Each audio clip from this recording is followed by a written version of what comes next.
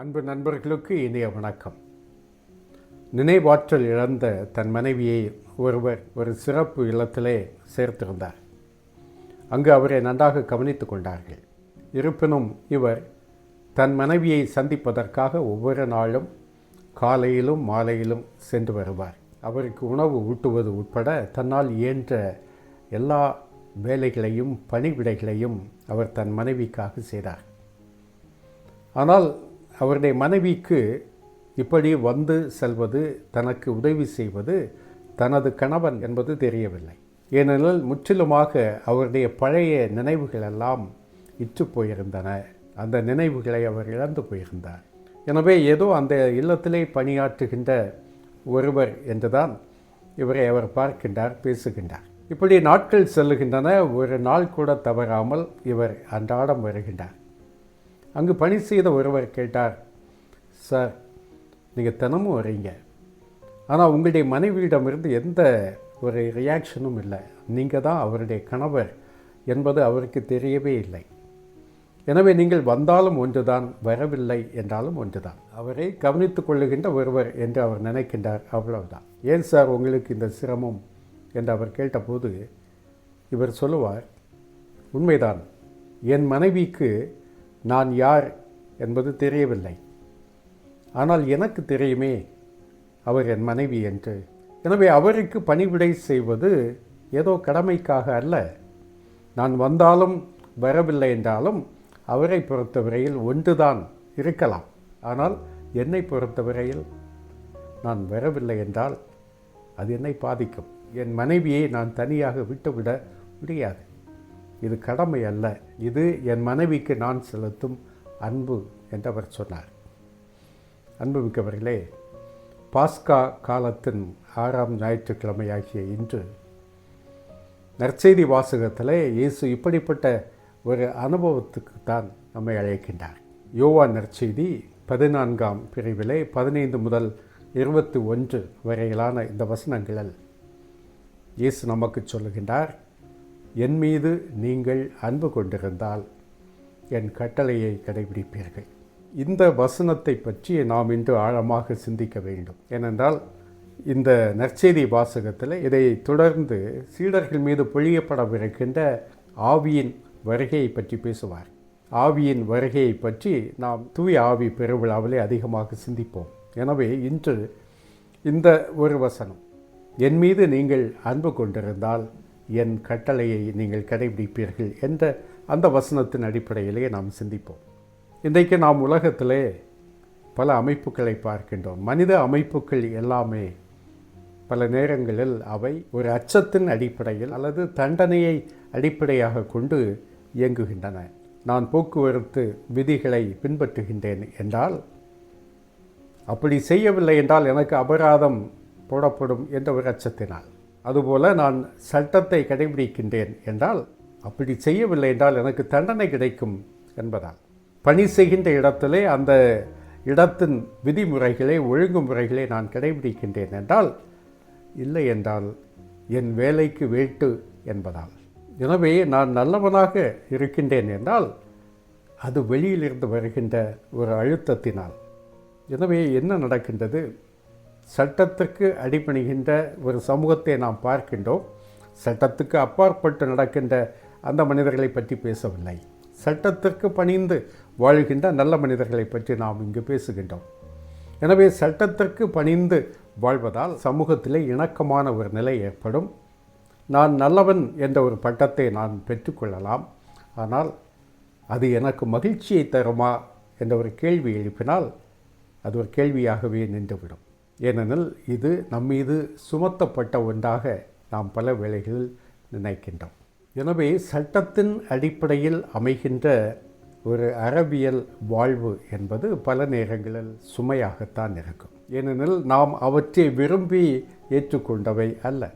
நம்பிக்கை வாழ்வு கூட பல நேரங்களில் மகிழ்ச்சியற்ற ஒரு கடமையாக, உறவுகள் அற்ற ஒரு சடங்காக, அன்பு இல்லாத ஒழுக்கமாக அது மாறிவிடுகிறது. ஒரு மனிதன் கட்டளைகளை கடைபிடிக்கலாம், ஆனால் அது உள்ளார்ந்த மாற்றத்தை ஏற்படுத்தும் என்று சொல்லிவிட முடியாது. எனவே எந்த மாற்றமும் உள்ளே நிகழாமலே நாம் வெளியே ஒரு நல்லவன் என்ற போர்வையோடு வாழ முடியும். எனவே தான் இயேசு நமக்கு ஒரு புதிய அணுகுமுறையை நமக்கு கொடுக்கின்றார். நீங்கள் என் மீது அன்பு கொண்டிருந்தால் என் கட்டளையை நீங்கள் கடைபிடிப்பீர்கள். இங்கு இயேசு என் மீது உங்களுக்கு அச்சம் இருந்தால் என்று சொல்லவே இல்லை. கடவுள் மீது அச்சம் கொள்வது பழைய ஏற்பாட்டு ஆன்மீகம், ஆனால் அன்பு கொள்வது புதிய ஏற்பாட்டு ஆன்மீகம். எனவே கிறிஸ்தவ வாழ்வு என்பது அச்சத்தின் அடிப்படையில் எழுகின்ற ஒன்று அல்ல, அது ஆட்கொள்ளப்படும் அனுபவத்திலிருந்து எழுவது. எனவே தான் நாம் கட்டளைகளை கடைபிடிக்கின்றோம் என்றால் அதற்கு பின்னால் அன்பு இருக்கின்றது. இதை நாம் பழைய ஏற்பாட்டிலும் பார்க்க முடியும்.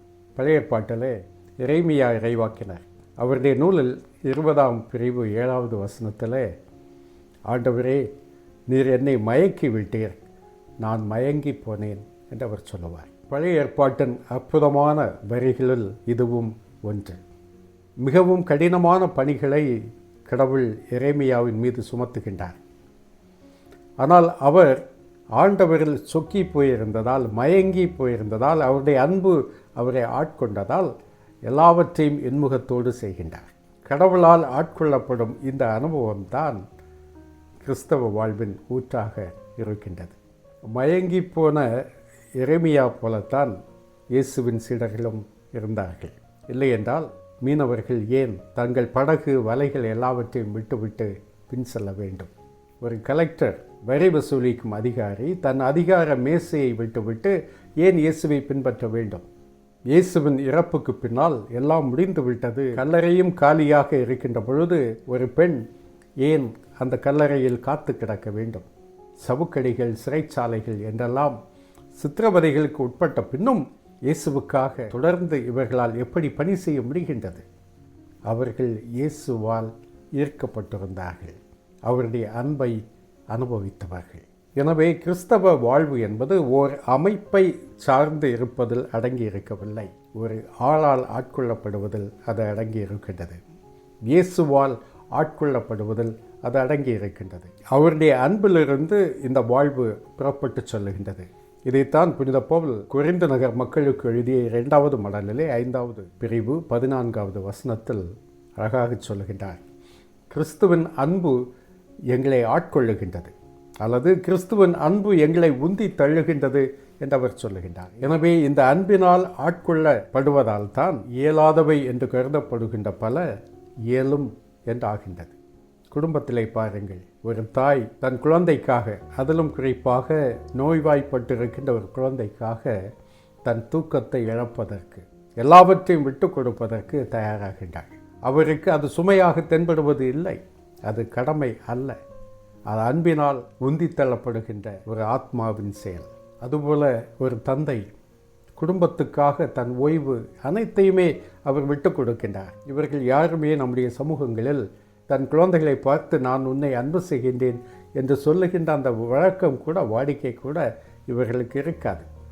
ஆனால் அன்பினால் எல்லாவற்றையும் செய்கின்றார்கள். தன் குடும்பத்திற்காக எல்லாவற்றையும் இழப்பதற்கு, தியாகங்கள் செய்வதற்கு தயாராக இருக்கின்றார்கள் என்றால் அவர்கள் அன்பினால் ஆட்கொள்ளப்பட்டிருக்கின்றார்கள், அன்பினால் உந்தி தள்ளப்படுகின்றார்கள். வாழ்வின் சுமைகள் சுகங்களாக மாறுகின்றன அன்பு என்னும் அமுதம் சுரக்கின்ற பொழுது. எனவேதான் இயேசு என் மீது நீங்கள் அன்பு கொண்டிருந்தால் என் கட்டளையை நீங்கள் கடைபிடிப்பீர்கள் என்று கூறுகின்றார். இந்த அன்பு இல்லை என்றால் மன்னிப்பு என்பது அவமானமாக தென்படும். பணி வாழ்வு சோர்வை தருகின்ற ஒன்றாக, சாட்சிய வாழ்வு ஆபத்தானதாக நமக்கு தோன்றும். அன்பு நம்மை ஆட்கொள்ளுகின்ற பொழுது தியாக வாழ்வு பொருள் பெறுகின்றது, அர்த்தம் பெறுகின்றது. துணிச்சலான வாழ்வு சாத்தியமாகின்றது. சாட்சிய வாழ்வு நிறைவை தருகின்றது, மகிழ்ச்சியை தருகின்றது. எனவேதான் மறை சாட்சிகள் வீரமிக்க ஒரு வாழ்வை வாழ்ந்து சென்றிருக்கின்றார்கள். இந்த பின்னணியிலே அவருடைய கட்டளை அதுதான் என்ன, இயேசுவின் கட்டளை தான் என்ன என்ற ஒரு கேள்விக்கு நாம் நிச்சயமாக பதில் காண வேண்டும். எனது கட்டளைகள் என்று இயேசு சொல்லுகின்ற பொழுது யூத சமூகம் கொண்டிருந்த 613 கட்டளைகள் அல்லது சட்டங்கள், அதை பற்றி அவர் குறிப்பிடவில்லை. எனது கட்டளை என்று இயேசு சொல்கின்ற பொழுது அது அவருடைய பணி வாழ்வு, அவருடைய பணி வாழ்வு நீடிக்க வேண்டும் என்பது. நீங்கள் உலகெங்கும் சென்று படைப்புக்கெல்லாம் நற்செய்தியை அறிவிக்க வேண்டும். இந்த நற்செய்தியை அறிவித்தல் என்பது இயேசுவின் பணி வாழ்வு என்ன என்பதை இன்னும் தெளிவாக நாம் தேடுகின்ற பொழுது நாம் லூக்கா நற்செய்திக்கு செல்ல வேண்டும். லூக்கா நற்செய்தி 4வது பிரிவிலே 18 முதல் 19 வரையிலான அந்த வசனங்களிலே ஏழைகளுக்கு நற்செய்தி, சிறைப்பட்டோருக்கு விடுதலை, பார்வையற்றோருக்கு பார்வை, ஒடுக்கப்பட்டோருக்கு உரிமை வாழ்வு, இது இயேசுவின் பணியாக அவர் காண்கின்றார். அந்த பணி இந்த உலகத்திலே நடக்க வேண்டும், அதுவே என் கட்டளை என்று இயேசு சொல்லுகின்றார். ஆனால் நமக்கு தெரியும் இந்த பணி ஆபத்தான பணி. ஏனென்றால் நற்செய்தி அறிவிக்கின்ற பணி என்பது இந்த சமூகத்தை கேள்விக்கு உட்படுத்தும் பணி. அது ஆதிக்க சக்திகளுக்கு எதிராக நம்மை கொண்டு போய் நிறுத்தும். ஏனென்றால் நற்செய்தி என்பது அநீத அமைப்புகளை எதிர்க்கும், சுரண்டல்களை அம்பலப்படுத்தும், ஒடுக்கப்பட்ட மக்களின் குரலாக இருக்க நம்மை தூண்டும், மனித மாண்பை கட்டி காக்க நம்மை உந்தி தள்ளும். இதை செய்ய வேண்டும் என்பதுதான் இயேசு நமக்கு கொடுக்கின்ற கட்டளை. இந்த கட்டளையை நம்மீது சுமத்தப்பட்ட ஒன்றாக நாம் பார்க்கின்றோமா, அல்லது இயேசுவின் மீது நாம் கொள்ளுகின்ற அந்த அன்பினால் அதை நாம் செய்கின்றோமா என்பதுதான் இன்றைய நற்செய்தி வாசகத்தின் முதன்மையான கேள்வி. இப்படிப்பட்ட பணி வாழ்வுக்கான ஒரு கட்டளையை, ஒரு ஆணையை இயேசுவின் சீடர்கள் மகிழ்வோடு ஏற்றுக்கொண்டார்கள். ஏனென்றால் அவர்கள் இயேசுவை அன்பு செய்தார்கள், முழுமையாக அன்பு செய்தார்கள். இதை இயேசு உறுதி செய்கின்றார். இயேசுவின் உயிர்ப்புக்கு பின்னால் இயேசு பேதுருவிடம், நீ இப்பொழுது என்னை புரிந்து கொண்டாயா என்று கேட்கவில்லை, நீ என்னை அன்பு செய்கின்றாயா என்றுதான் கேட்கின்றார். இயேசுவை அன்பு செய்தல் என்பதுதான் அடித்தளம். இயேசுவை அன்பு செய்த மனிதர்கள் அவருடைய கட்டளையை ஏற்றுக்கொள்வார்கள், அதற்காக எதையும் செய்வார்கள். இதை நாம் சீடர்களிலே, இயேசுவின் சீடர்களிலே நாம் பார்க்கின்றோம். இன்றைக்கும் உண்மைக்கும் நீதிக்கும் குரல் கொடுப்பதும், வலுவிழந்தவர்களை பாதுகாப்பதும், இன்று நாட்டில் நிலவுகின்ற வெறுப்பு அரசியலுக்கு முற்றுப்புள்ளி வைக்க களம் காண்பதும், இயற்கை சுரண்டப்படுவதை தடுத்து நிறுத்த, இயற்கையை பாதுகாக்க அணியமாவதும் இன்னபிற கட்டளைகள் நமக்கு கொடுக்கப்படுகின்றன. இவற்றை நாம் நம்மீது சுமத்தப்பட்ட கடமைகள் என்று நினைத்தால் நாம் களத்தில் காணாமல் போவோம்.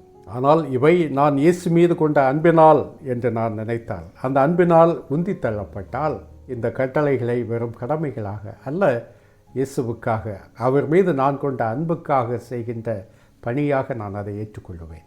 இன்றைய நற்செய்தி நாம் எழுப்ப வேண்டிய கேள்வியாக நம்முன் வைப்பது, பணி வாழ்விலே என்னை இயக்குவது எது?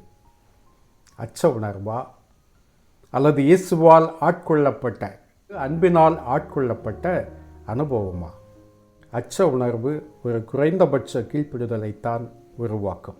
கடமை உணர்வு பணிகளை தயக்கத்தோடு செய்ய வைக்கும். அன்பு மட்டுமே துணிச்சலான சாட்சியத்தை உருவாக்கும். இயேசுவின் மீதான அந்த அன்பு இந்த உலகை உருமாற்றுகின்ற பணியிலே நம்மை உந்தி தள்ளட்டும். நன்றி.